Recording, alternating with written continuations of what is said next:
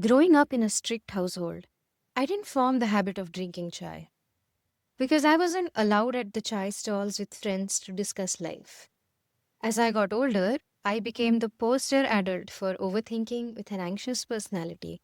So I upheld the habit of not drinking masala chai at 4 p.m. or after. It would make me scared of my own shadow, worry about why my hair is getting white, and keep me up for the rest of my life. I have made it a habit to accept anything my loved ones and relatives and kakus offer me when we visit, except chai. There was, however, one stranger's offer for chai I couldn't refuse. Now, for a long time, my husband and I have been trying to decide a simple thing: where to live. It's such a simple question with the most complex answer you will get from almost every millennial immigrant you ask. How do you choose something certain, even temporarily, in a world and economy designed to destabilize you every few months? By nature, humans started living in one place they liked and felt was right, instead of moving every few days to hunt and gather. This was the agricultural revolution. And for the first time, we had something that felt like it belonged to us. I mean, humans are territorial creatures, and after having a North Star to return to, life made sense and civilization emerged. So, being in one place was the answer to a more prosperous life, something we are still deeply reliant on today. For years, my husband and I have lost out on thousands and thousands of dollars trying to sort this situation out. We have been exhausted by the endlessness and the decision making of this. Where to live? It's not really up to us. Then there's too much to choose from. Besides, what does it matter? A few weeks or months later, we could just be kicked away like dirt anyway. This isn't the kind of adventure that came to mind when I thought, adventure in a beautiful foreign land. This isn't the adventure you read about in fiction books for escape. This isn't what I dreamed of having when I began romanticizing adult life as a 5 year old. My idea of success was the city skyline of possibilities outside my large window I wake up to, with the pink and blue sky behind me. But the tall stacks of paperwork at an immigrant's desk abroad is our personal skyline instead, deterring the need to look out the window for one. So, for all this time, while not being able to decide where my home is, I was oscillating between two extremes: the radical acceptance of being a casualty in a difficult economic time versus there's worse in the world. Why am I so worried if I have food, water, and shelter? The more I stayed at home because of my lack of work permit, the more I lived life without interacting with people, living real difficult lives out there. So the more my mind validated me about how difficult my life and my immigration situation really was. That my struggles of not having a home to go to are on the same level as the struggles of someone living in a war torn country. There is a dangerous tipping point after a certain amount of isolation that puts you in a different land altogether. This land is the victim mentality, and escape from it is one of the hardest things you will do, apart from maybe grieving the loss of a loved one. Once you're in this land, you're in danger of being there for life because it is a black hole. Very few times have I met people in my life who went from being constantly frustrated with their situation to deciding one day that this is it. Instead of crying about my situation for 3 years, I will take a small step and change something. Because when it comes to life, things are rarely black and white. Whether someone has the agency and privilege to actually change their situation or parts of their situation is entirely in the gray area. I've had two extremes. I've had to wait 20 years for my life to really start, before which I had no agency, no freedom, no privilege of choice with the little things for the most part. And then I had the opposite, where I had almost every choice in my life dependent on me: what dress to wear, what pasta to eat, which apartment to look for. That's when my life really began. So, in my mind, I am 8 years old. This one particular day of being at the cusp of frustration and giving up on immigration applications and the idea of a home after spending thousands of hard earned money for it, I was in a particularly vulnerable phase. The phase where you don't realize it, but one more thing could tip you into victim mentality. I know because I have been in that phase for a long time in my life. It was a means of survival and acceptance of my situation. On this one particular day, we happened to enter a restaurant we don't normally go to enjoy one unique dish that reminded us of home. It was late at night and not very crowded, so we happened to be one of five or six guests. Usually, I avoid the very stereotypical Indian places to hang out or eat at because the people there don't pass the vibe check. I don't like the stares and the dagger like judgment from people who can't seem to keep their head down to eat. There is a certain something in the air from people living the same lives, wearing the same dresses, and thinking the same thoughts of superiority and constant competition. I can hardly take my jacket off in such chilly places. My husband and I were seated at a table. We were enjoying the food as they got it. The person attending to us was a charismatic guy with a warm smile and the energy of a buzzing bee. He checked in on us a few times, and we smiled at his jokes. After our meal was done, we asked him which was his favorite dish on the menu. The simplest stories are the most powerful, and the simplest questions are the most impactful.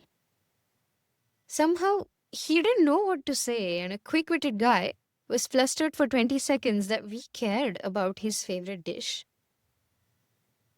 After the days, he told us he couldn't stand the food he smelled for 12 hours a day and instead had another place he would go to. For an extroverted, charismatic guy in the service industry, he seemed to do a quick vibe check of us. Whether a person dining looks down on the person serving them, or are we just all humans here, and whether we can talk to each other normally about life.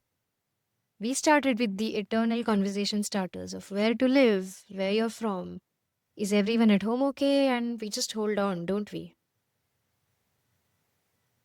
It took him maybe 2 minutes to trust us enough to speak to us as if we were friends for a long time. He told us about his family, about his kids, about how he supports them for the last few decades. He told us about not being able to afford visiting his family for years to provide for their schooling, and what countries he has been in for work, and how difficult it is back home to get just about any job or money to feed his young. The things parents do to deliver a meal. There are some people, when they tell you their story, they are dumping their trauma on you and treating you as an unpaid therapist because they have no one to talk to and no one to sympathize with them. They want you to feel sorry for them because there is nothing more they need in life than external validation. There is nothing they'd rather choose.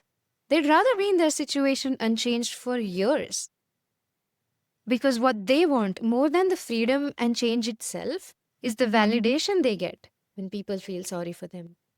They want pity because they are deep in their victim mentality. These are the people I used to interact with and listen to for hours, friends or strangers, when I was in my early to mid 20s. I thought it was my job to help everyone. Also, most people are like this, whether at a bus stop or at work during lunch. They bring you down, they drain your energy. They deserve better, of course, but they seem to never take it, even when it's given to them. These are the people I have stopped coddling and listening to, as I've learned the concept of some healthy boundaries in my late 20s, where I now politely get out of draining conversations without making any ridicule of the other person.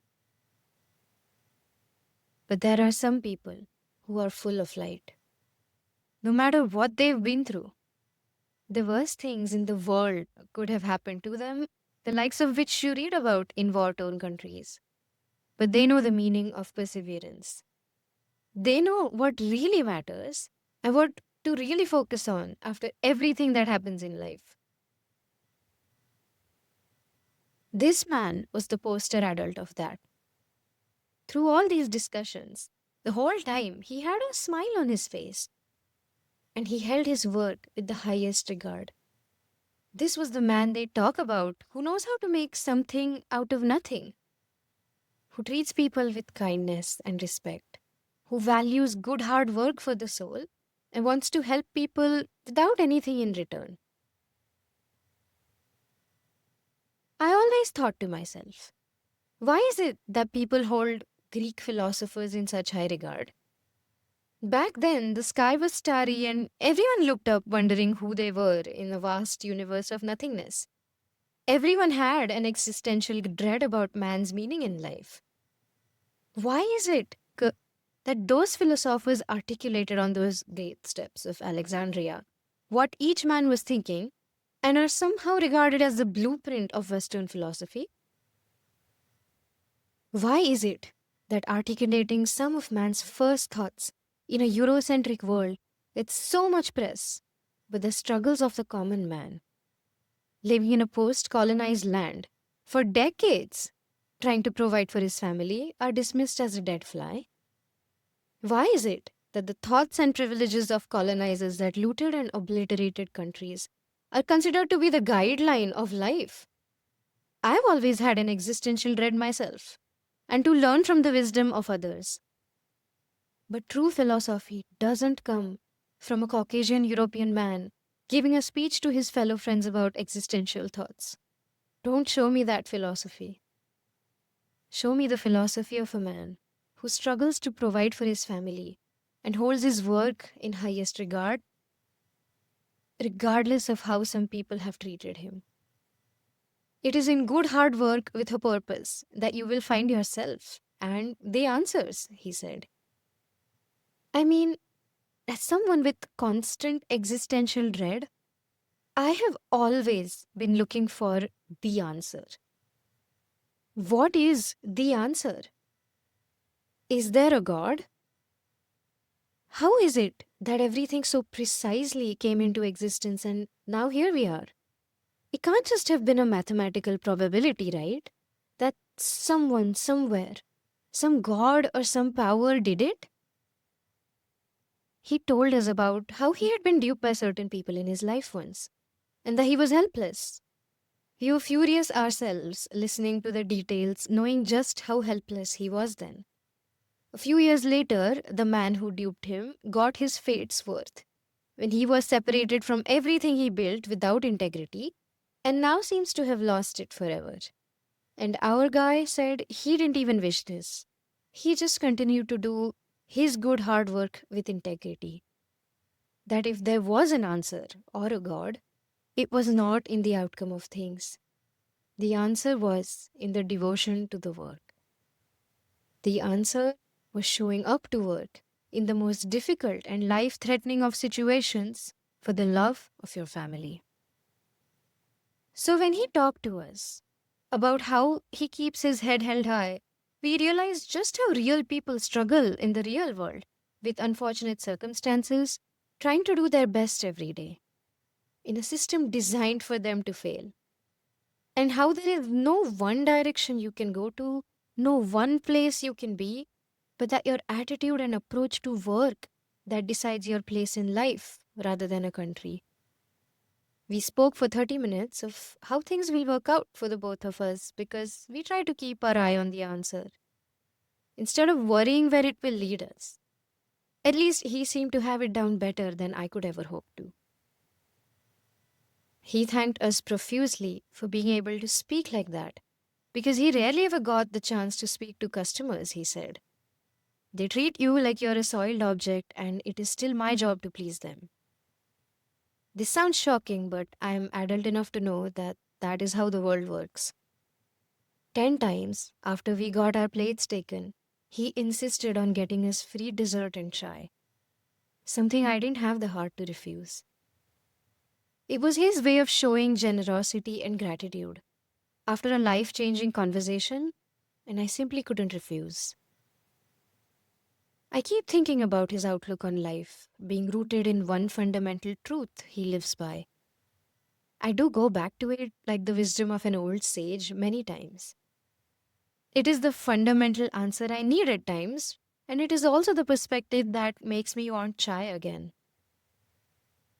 I drank the full cup of chai that day, grounds included, and I stayed up till 5 a.m. because nothing made sense. Not just from the lack of sleep, but from being able to have the kind of conversation with a stranger I used to read about in my fictional novels, of knowing the philosophy of a common man, living in a world waiting for him to fail.